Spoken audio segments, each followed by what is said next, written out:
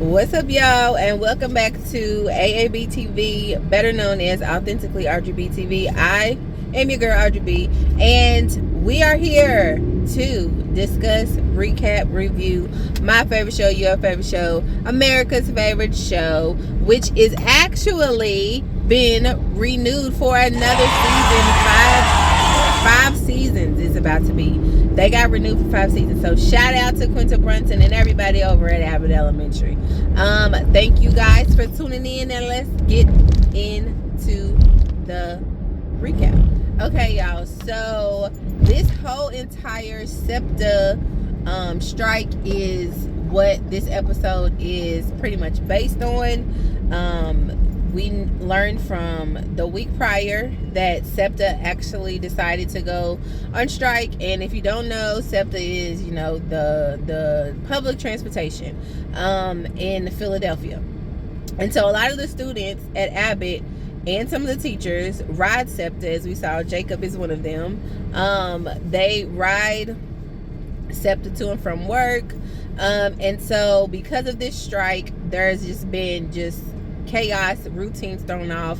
We first see that Melissa and Barb are going to go get their routine patties, manis, and they don't have enough help in the store or the salon, because some of the workers that they normally take care of them, they ride the SEPTA, they don't have no way to work. So Barb comes up with this idea that she's gonna go pick them up. Then instead of dropping them off at the nail salon, she goes and takes them to the actual school. And then Ava and Janine come in and like, what are y'all doing? And then they end up getting their stuff done too. But as the day goes on, of course, Ava makes the announcement to all of the teachers that, attendance is going to be down. The SEPTA strike is causing for our children and some staff to not be here.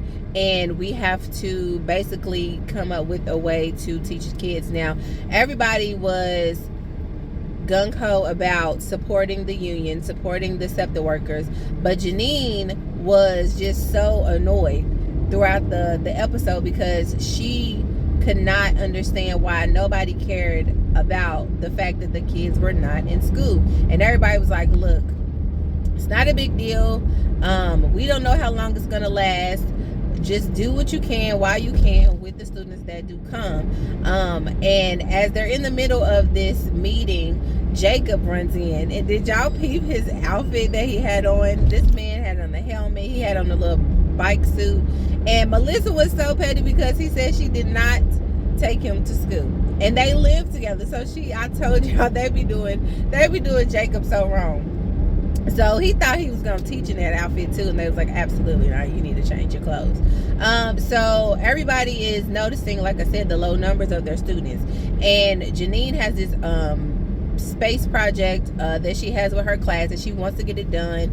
And she's realizing, I don't have enough kids. Jacob's kids in his class, each period, he notices the numbers are dwindling down, and they're just like, they're over it. So they all decide to come together and do hybrid. So hybrid, which it's funny that I'm starting hybrid classes for myself, instead of just strictly online. So it's like some people are face-to-face, some people are online, and everybody logs on and everybody has class together, whether they're face-to-face or online.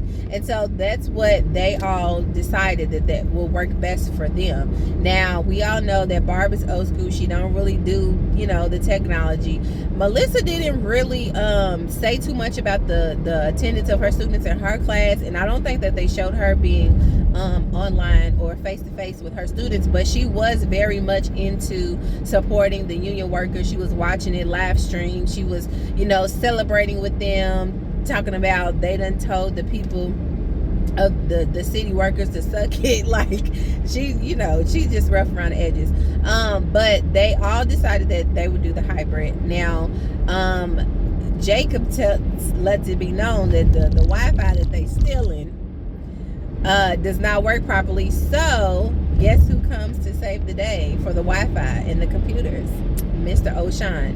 Who is O'Shawn, you may ask? Well, you know, Ava's little secret little crush, little thing that likes her, the IT guy. And she's feeling him too. And she even said that when it was made a comment that, you know, maybe because he's so fine that he don't text people back, she was like, no, he texts me back. And I said, oh, I know that's right, Ava. And so your guy comes and he, you know, happy to see her or whatever, gets everybody set and ready to go so that throughout the rest of the week they can do this hybrid thing. So as we see and know just from pandemic and things like that, it don't always work right when it comes to kids having school online. There are so many distractions, which we saw. There are kids just fooling around, having different backgrounds, having different little emojis on their face and stuff like that. And so the teachers were getting stressed out, especially little old Janine, because she just could not understand why nothing was being done trying to get these kids to school. And you know her, she's always trying to find out some type of way. You know, she said she had her CDL so she could go get a bus, and Melissa was like, girl, are you nuts? Like, you're gonna be a bus driver in the middle of basically a public transportation strike. That's so backwards. So they just kept shooting down her ideas. And so again, you notice, like, just in classroom, so Jacob and Barb had issues with two of their students. Come to find out, they are related, and the issue is basically due to the times that they both are teaching. And of course, we know that some older siblings have to take care throughout the day if they're at home online for school.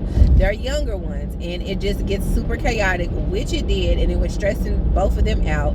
And so that the oldest sibling didn't get behind, Jacob and Barb decide that they want to go and come up with a routine and a plan to figure out how to help. And when it came to all of the kids getting there, Janine was just so, again, like I said, stressed out to the point where she just decided to just give up. She did not want to finish this project that they've been working on, but one of her students was like super just happy about it, looking forward to it, and she made a statement like, no, like, let's keep going. I've been looking forward to this. I'm having so much fun. I could do this person's part and I could do that person's part, because, you know, there weren't there, and they tried to do it online and it just didn't work out right. And so she said that girl inspired her. Well, come to find out, that girl doesn't even come to school the next couple of days. So she's like, oh, absolutely not. And the one little boy, the little white boy, I can never remember his name. Of course, he's in Janine's class, and he's looking for a little girl. And he's like, oh man, I wanted to do the project. Now it's not going to be fun. And so again, that just makes Janine feel bad. But then she has like this idea, like I said, of wanting to go and pick up all of these kids. She's like, whatever I can do to help, I'm gonna do it. So they go throughout the day, and her and Greg are sitting at the bar, and they see this bus pulling up, and all of these women come off the bus all dressed up. And Janine's like, wait a minute, I recognize this party bus. Come to find out, it's Ava. She got this fur on. She's with her friends. You know, they had to postpone some little bar crawl so that, because one of her friends got her tooth extracted, and the girl was still in there with the daggone cotton in her mouth, and they was ready to have a party. You know, Ava she's just out there, y'all. She's so daggone just out there. It is not even funny.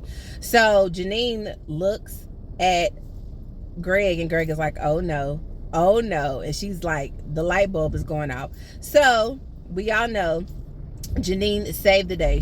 Her and Melissa both decided to go and pick up these kids, and they had to make their rounds, and they made it to school so they can get their breakfast and all of that stuff. And then in the meantime, while Janine is doing that, Greg has made friends with O'Shawn, the IT guy. There, he invites him to go play basketball and stuff. And even in a conversation at the bar between Janine and Greg, and even in his classroom when O'Shawn had came in and just check on him, everybody was like, oh, Greg done made a friend. And he's like, why do people think I don't make a friend, or that I can't make a friend, or that I don't have friends? And I'm like, you are very much an introvert. You give off very much that you don't really want to be bothered. So that's why. And we all know that in the beginning of Abbott, he did have one or two friends, and Janine actually dated one of them. But we ain't seen nobody else then. So, I mean, come on, Greg, you're normally by yourself, sir. So we don't know if you got friends or not. But it was pretty neat to see them too. So I'm assuming, I don't know about y'all, but I'm assuming that O'Shawn is gonna be more and more and more a part of Abbott. We're gonna see him more, and him and Greg's friendship is going to grow, as well as him and Ava. Y'all just watch. So because of all of the things that were going on throughout, them being hybrid, like I said, Jacob and Barb both came up with their plan to help both of their students who were siblings. So they ran that by the older sibling, and it turned out to basically just be a good switcheroo. Like Janine was saying towards the end of the episode, whatever we can do for these kids, we want to do it. We want to go the extra mile, and that is what they all band together to do. Like I said, she had Ava's party bus to go pick up the kids. Even had adults trying to sneak on her because they didn't know how they was gonna get to work, but Melissa kept on throwing them off. They also made sure that they, made phone calls, or they set up the computers. They had lunch together with them, some face-to-face, some online. That's what they did in Greg's class. And Mr. Johnson basically was just like, look, since y'all doing hybrid learning, I'm gonna do hybrid cleaning, and threw the mop down and left, and we ain't seen them. But just like Janine said, going the extra mile to make sure that the students don't fall behind, going the extra mile to make sure that they get what they need. That is what a good teacher is. That is what good teachers do. That is what a lot of teachers do in real life. And I was just like, I don't know if I could be able or would be able to go and pick up a whole bunch of kids and all of that stuff, but I feel like if push came to shove, I would, especially if it had to do with their attendance or them falling behind, and especially the ones that want to learn, that want to come to school, because like I say all the time, every time we don't have school or we're out for weather issues or anything like that, even just on holidays and extended breaks, I always wonder about those kids who really don't get what they need. I always wonder about those kids who go home every day. They don't eat. They don't get help with their homework. They don't get told that they did a good job. They always getting yelled at first thing in the morning, or as soon as their parents see them again when they get out of school. Like, it's just so much that we don't know that goes on with these students, and kids know who care. And so I feel like Janine and the rest of the Abbott teacher crew are great examples of good teachers. Even though they have their ways about them, they really do care. And I'm like, I would probably do the same thing though. I don't know nobody with no party bus, but I know for a fact I probably would have did the same thing. So shout out to them. And the rest of the episode just ends with Janine and Greg just having a cute little basketball game with the paper balls in the garbage can, and Greg being super aggressive. But that was a funny little part too. But yeah, y'all, so that was basically it. I mean, it was just all about the SEPTA strike. Of course I don't live in Philadelphia, so I don't know if this is something that happens all the time, if this is something that's happening actually now, and that's why they brought it up.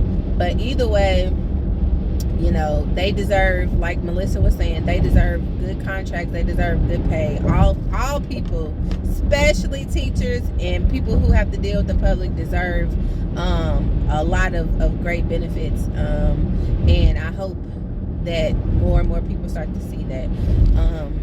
And I hope you guys enjoyed the episode. Like I said in the beginning, shout out to Abbott Elementary for already being renewed for a 5th season. And when I saw that yesterday, I was like, I cannot believe I've been doing this for 5 years.